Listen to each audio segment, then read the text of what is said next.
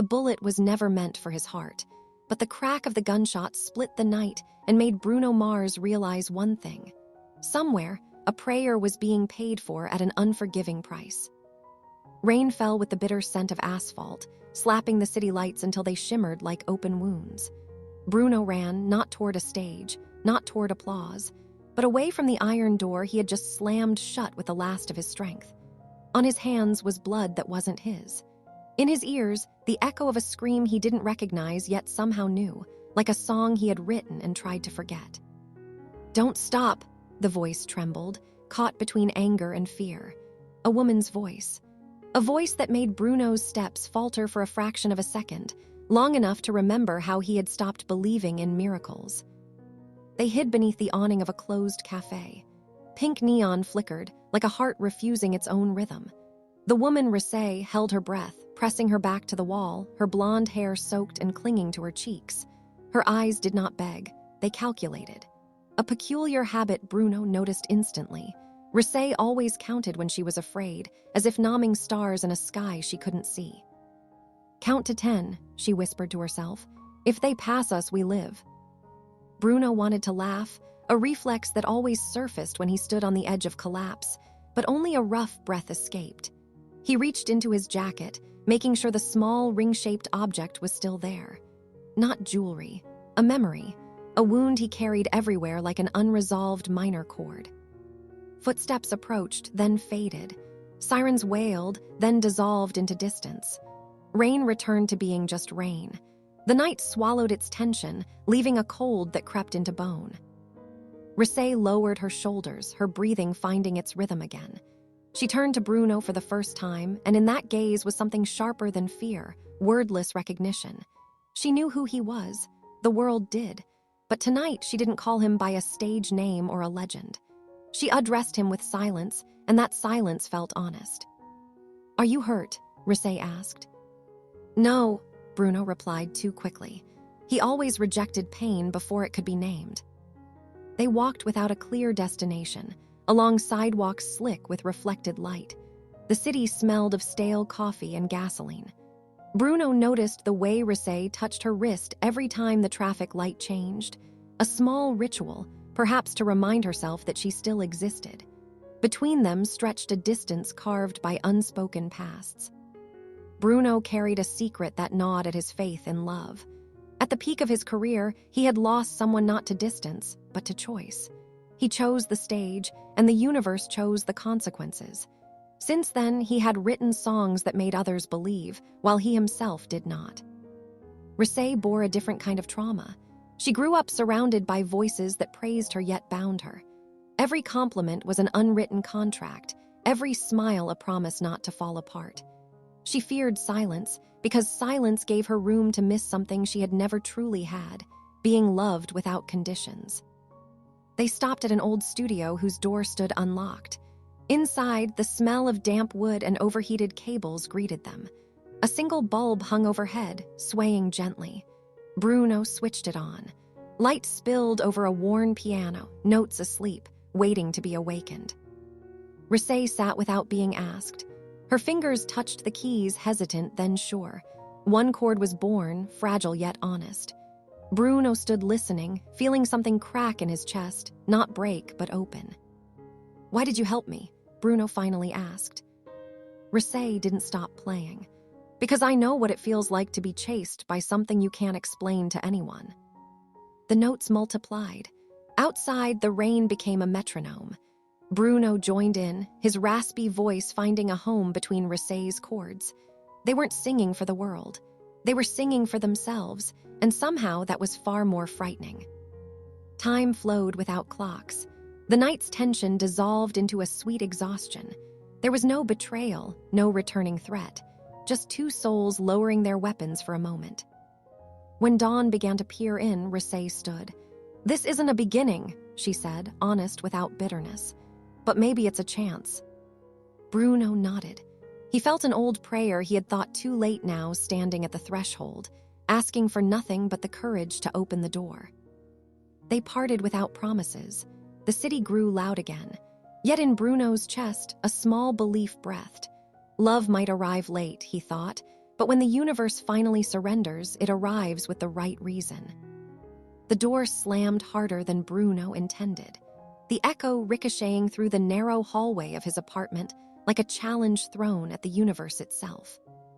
"Don't walk away like that," Rosé said behind him, her voice sharp, cutting through the low hum of the city leaking in through the windows. Bruno stopped, his back still turned, his jaw tightened. "You shouldn't be here." "And yet I am," she shot back. "You invited me." He laughed, short and bitter, finally facing her. "I invited a moment, not complications." Rosé crossed her arms, her eyes burning, not with fear this time, but with something far more dangerous. "You think I don't come with complications? Look at you. You bleed music and act surprised when it stains everything." Silence fell, thick and volatile. Outside, a helicopter passed low, its blades chopping the air like a warning. They stood too close now. Bruno could smell rain still lingering in her hair, mixed with something faintly floral. His hands curled into fists, a habit he hated, his body preparing for a fight his heart didn't want to win. "You don't know me," he said quietly. Rosé stepped closer anyway. "I know you run when things start to feel real. I know you hide behind songs so you don't have to answer questions out loud. And I know that last night, when you sang with me, you were terrified." That landed. He flinched. "Don't psychoanalyze me," Bruno snapped. "You think one night gives you access." She tilted her head, studying him the way she studied a melody before tearing it apart. "No, but it gave me a crack, and cracks are where the truth leaks out." He turned away again, packing. The living room was a museum of his success, gold records on the walls, framed photos with faces he barely remembered. Rosé's gaze followed him, absorbing it all, unimpressed. "Does any of this make you happy?" she asked. He stopped cold. "It made me survive." Rosé let her arms fall. Her voice softened, dangerously so. "That's not the same thing." Bruno swallowed. He hated how easily she moved from fire to tenderness, how it pulled him off balance. "Why are you doing this?" he demanded. "Why me?" Her eyes flickered, just once. "Because you didn't ask me to be perfect." The confession hung between them, raw and exposed. Before he could respond, his phone buzzed violently on the counter. Bruno glanced at the screen and froze. Rosé noticed instantly. "Who is it?" she asked. "No one," he lied too quickly. She walked over, picked up the phone before he could stop her. His name trended across the screen, headlines bleeding into one another. Grainy photos, a blurred image of them under the cafe awning. The word secret screamed in bold letters. Rosé's breath caught. That was fast. Bruno dragged a hand down his face. "This is exactly why you shouldn't be here." "So you're ashamed," she said, her tone sharp again. "No," he said fiercely. "I'm scared." She looked at him then, not as an artist, not as a woman guarding her own scars, but as someone who understood the cost of being seen. "Of what?" "Of ruining you," he said. "Of dragging you into my mess. Of loving you and watching it burn." The word loving slipped out before he could stop it. Rosé went still. "Say that again," she whispered. Bruno shook his head. "I can't." "Because it's not true," she challenged. "Because it is," he confessed, voice breaking. "And it terrifies me." She closed the distance between them in 2 steps, pressing a hand against his chest. His heart slammed beneath her palm, wild and undeniable. "You don't get to decide what ruins me," she said. "I've survived worse than headlines." He laughed hollow. "You think this is about headlines? You don't know the people watching, waiting, hoping we fail." Rosé leaned in, her voice low, dangerous. "Then let them watch." Their mouths were inches apart now, heat crackling in the air. Bruno hesitated, every instinct screaming retreat. Rosé noticed and pulled back slightly, hurt flashing across her face. "Right," she said, stepping away. "There it is." "That's not." "You always stop," she cut in. "Right before the fall, you want the emotion, the song, the tragedy, but not the aftermath." Her words sliced deeper than any accusation. Bruno's temper flared. fueled by fear and desire tangled too tight. "You think you're so brave," he shot back. "You curate vulnerability for a living. You let people love the version of you that won't ask for anything back." Her eyes darkened. "At least I show up." The room vibrated with unsaid truths. Bruno exhaled slowly, then crossed the space again, gentler this time. "I don't want to hurt you," he said. Rosé's voice dropped to a whisper. "Then don't disappear." He cupped her face before he could overthink it, thumbs brushing away tension she carried like armor. When they kissed, it wasn't tender. It was desperate, messy, full of things they'd been denying since the rain-soaked night before. It tasted like risk and relief all at once. She pulled back first, breathing hard. "This changes everything." Bruno nodded. "I know." Another buzz from the phone shattered the moment. This time, Rosé didn't reach for it. "What happens now?" she asked. Bruno looked at the city beyond the glass, the lights already sharpening into judgment. "Now," he said, voice steady despite the storm inside him, "the universe starts asking for payment." Rosé slipped her hand into his, gripping tight. "Then we stop running."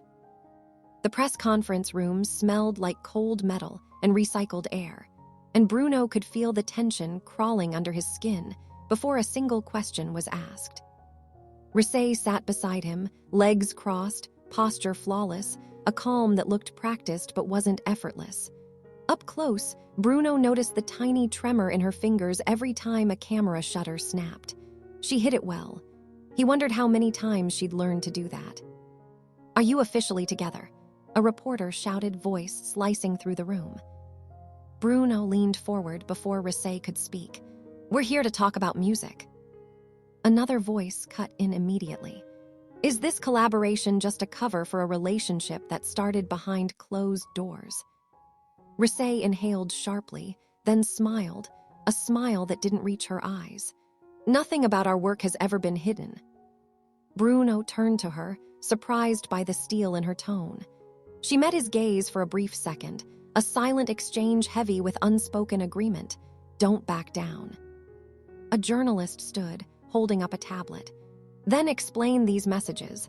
A source claims you've been meeting in secret for months."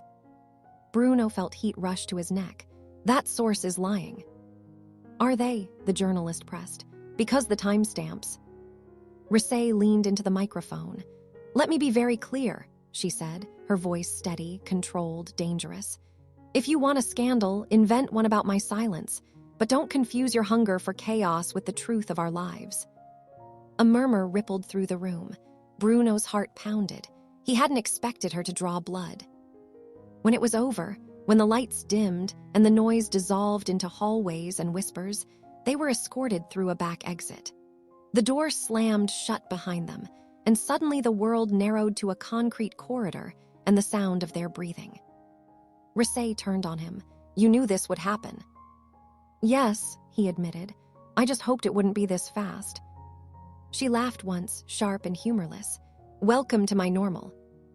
They walked in silence until they reached the car. The driver waited, eyes averted. As soon as the door closed, Rosé let her composure collapse. She pressed her forehead to the window, voice low. "I hate that it still gets to me." Bruno watched her reflection in the glass. "You were incredible in there." "That doesn't mean I'm not angry," she said, "or scared." "I am too," he said, "but I'm more scared of pretending this isn't happening." She turned to him then, eyes blazing. "Do you realize what they'll say about me? That I climbed my way into your life, that I needed your name?" Bruno's chest tightened. "Anyone who says that doesn't know you." "Knowing doesn't stop damage," she snapped. "You live with storms, I live under microscopes." The car stopped, his place again, familiar walls, familiar ghosts. Inside, Rosé paced, energy crackling. "Say it," she demanded suddenly. "Say what?" "That you're willing to lose something for this." Bruno stiffened. "That's not fair." "Neither is loving someone who keeps an exit in their pocket," she fired back. He turned away, running a hand through his hair. "I've lost before." "So have I," she said quietly. "The difference is I didn't let it turn me into a coward." The word hit hard. He faced her, jaw set.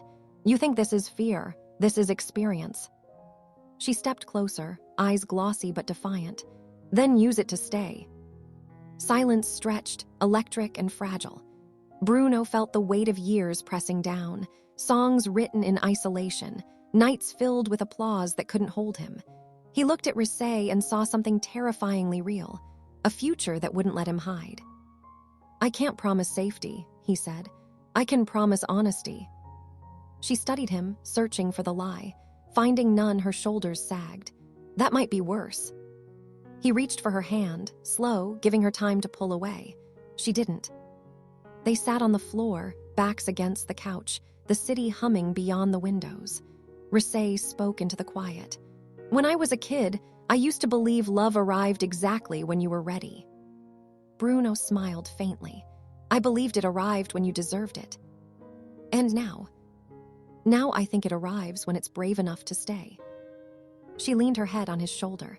This feels like a war zone. He kissed the top of her head. Then we stop pretending it's a vacation. Her phone buzzed.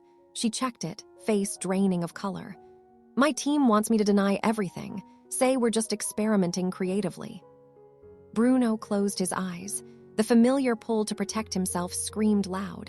He opened them again. What do you want? Rosé swallowed. I want to stop lying. He nodded slowly. Then we tell the truth, not all of it, just enough. She looked up at him, surprised. You do that? For you, he said. Yes. Outside, thunder rolled, distant but promising. Rosé smiled through the fear, through the risk. You know, she said softly, late prayers are the hardest to believe in. Bruno squeezed her hand. Then let's prove them wrong. Somewhere in the city, headlines were already rewriting their story. But for the first time, Bruno didn't feel like running. He felt like standing still and letting the universe come at him head-on. The studio lights burned hotter than usual, bleaching the room into sharp whites and restless shadows, and Bruno could already feel the tension crawling up his spine before Rosé even walked in. She arrived late. Not fashionably late, intentionally late. The door creaked open and every head turned. Producers paused mid-sentence. Assistants froze. Rosé stepped inside wearing black, eyes cold, lips set like she had made a decision she refused to apologize for. She didn't look at Bruno at first. That hurt more than if she had. You're late, the producer snapped. I know, Rosé replied calmly, dropping her bag on the chair. I was deciding whether I still wanted to be here. Silence detonated. Bruno stood slowly. Rosé. She finally looked at him, and the look stopped him mid-step. Not yet. The producer laughed nervously. Is this about the press again? Because we've discussed. This is about honesty, Rosé cut in. Something this room keeps confusing with damage control. Bruno's pulse spiked. This isn't the place. This is exactly the place, she said, voice rising. You want me to sing truth while pretending my life doesn't exist. The producer sighed. We're not doing this today. Rosé turned to Bruno, eyes sharp. Are we? All eyes snapped to him. He felt it then, the familiar pressure to smooth things over, to choose peace over truth. The instinct that had ruined him before. He exhaled slowly. No, he said, we're not pretending. The producer stared. Bruno, think about what you're saying. I am, Bruno replied. For once. Rosé's breath hitched, not relief, surprise. The session dissolved into chaos, phones buzzing, voices overlapping, someone muttering about contracts. Bruno grabbed Rosé's wrist and pulled her down the hallway, away from the noise, into a narrow sound booth that smelled like dust and old leather. She yanked her hand free. Don't do that. I needed to get you out of there, he said. You needed to control the situation, she fired back. He flinched. That's not fair. She laughed bitterly. Neither is watching you choose me only when it's convenient. The words cut deep. I chose you, he said, in front of everyone. After weeks of hesitation, she snapped. After letting them tear me apart while you calculated risk. That's not what I was doing, he insisted. Then what were you doing? She demanded. Because from where I stand, it looked like fear dressed up as responsibility. Bruno slammed his hand against the padded wall, the dull thud echoing. You think this is easy for me? No, she said softly. I think it's easier than letting someone see you bleed. He turned away, chest heaving. I've bled enough. And I haven't, her voice cracked. Do you know what it feels like to read that your worth is reduced to who you're standing next to wake up and see strangers deciding your intentions? He faced her again. I never wanted that for you. But you brought me here, she said, into your gravity, and now you're surprised I'm burning. The booth felt too small, air thick with unsaid things. Bruno stepped closer, lowering his voice. I'm trying to protect you. Rosé shook her head. I don't need protection, I need partnership. That word, partnership, landed heavy. Before he could answer, the door burst open. A manager stood there, face pale. You need to see this, now. They followed him to a monitor. A live feed played silently at first, leaked audio waveforms scrolling across the screen. Bruno's blood ran cold. Is that? Rosé whispered. It's from your apartment, the manager said. Someone recorded you. Bruno's stomach dropped.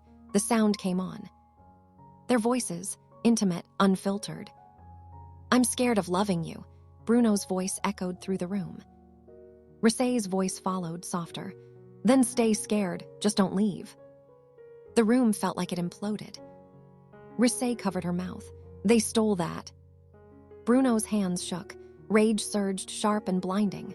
Who did this? We don't know yet, the manager said, but it's already spreading. Rosé turned to Bruno, eyes glassy. This is my worst nightmare. No, he said fierce. This is mine too. She laughed weakly. Funny how our nightmares sound the same. The manager cleared his throat. You can deny it, say it's edited. Rosé looked at Bruno, searching. Is it? He didn't hesitate. No. The room went still. If we deny it, Rosé said slowly, we survive publicly and die privately. Bruno nodded. And if we own it? She swallowed. We lose control. He stepped closer. Or we take it. Tears slipped down her cheeks, unguarded now. I didn't plan to fall in love under surveillance. I didn't plan to fall at all, he said. She pressed her forehead to his chest, shaking. This hurts. He wrapped his arms around her without thinking, without fear. I know. For the first time, he didn't care who saw. Outside, phones rang nonstop. Inside, two hearts beat too loud to ignore. Rosé pulled back, wiping her tears with the heel of her hand. Say it again, she said. Say what? That you're scared, she whispered. Out loud in front of them, in front of the world. Bruno looked at the camera lens reflected in the dark screen. He felt exposed, terrified, and strangely free. I'm scared, he said, and I'm staying. Rosé exhaled, something like relief breaking through the pain. Then so am I. Somewhere beyond the studio walls, the story was mutating into something vicious and uncontrollable. But inside that moment, amid betrayal and shock and raw truth, something irreversible happened. The universe didn't test them gently. It demanded proof. The world didn't wait for them to breathe. By the time Bruno and Rosé stepped outside the studio, night had already been claimed by flashing lights and shouted names. Cameras surged forward like a living thing, hungry and relentless. Someone screamed Rosé's name with devotion. Someone else spat it with accusation. Did you manipulate him? Is this a publicity stunt? Bruno, are you afraid she'll destroy your legacy? Rosé's hand tightened around Bruno's, her grip firm despite the tremor running through her. He leaned closer, his voice low, urgent. Don't let them separate us. I'm not afraid of them, she whispered back. I'm afraid of us lying again. A microphone shoved between them. Bruno stopped walking. The crowd gasped. Rosé turned sharply. What are you doing? Ending the chase, he said, then faced the noise. You want the truth. The question alone detonated the air. Yes. Say it. Tell us everything. Bruno felt his heartbeat in his throat. For a moment, the old instinct screamed at him to perform, to shape the moment, to soften it. He looked at Rosé instead. Her eyes were wet, defiant, daring him not to disappear. "I fell in love when I wasn't ready," he said, "with someone who never asked me to be anything but honest." A collective inhale swept the crowd. Rosé stepped forward now, voice steady but blazing. "And I didn't fall for a name. I fell for a man who was terrified and stayed anyway." Questions exploded, overlapping, vicious. Someone shouted about contracts. Someone else demanded apologies. Rosé lifted her chin.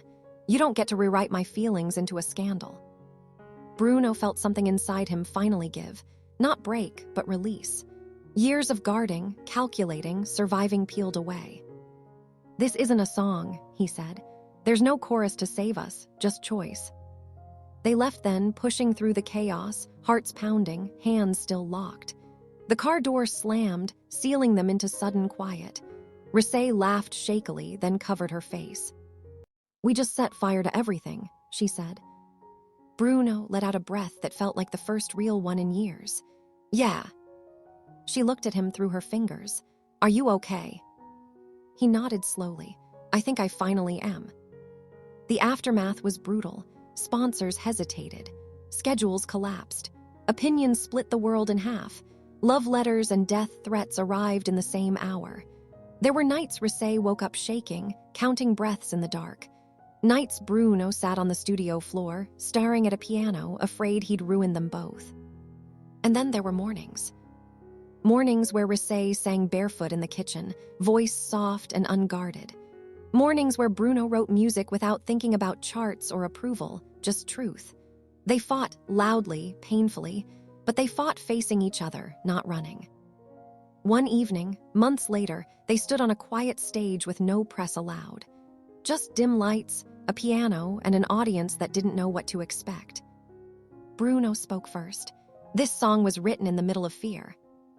Rosé smiled faintly, and finished in faith. They sang, not perfectly, not safely.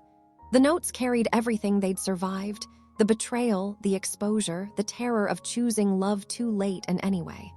When the last chord faded, the room was silent before erupting into something raw and human. Backstage, Rosé leaned into him, exhausted. "Do you ever think about how close we came to not doing this?" "All the time," Bruno said. He kissed her temple. "That's why it matters." She looked up at him, eyes softer now, steadier. "The universe didn't make this easy." "No," he agreed. "It just stopped getting in the way." They walked out into the night together. No cameras waiting this time. Only streetlights and the quiet hum of a city that no longer felt like an enemy. Love hadn't arrived on time. It arrived bruised, late, and demanding courage they didn't know they had. And for the first time, that was enough.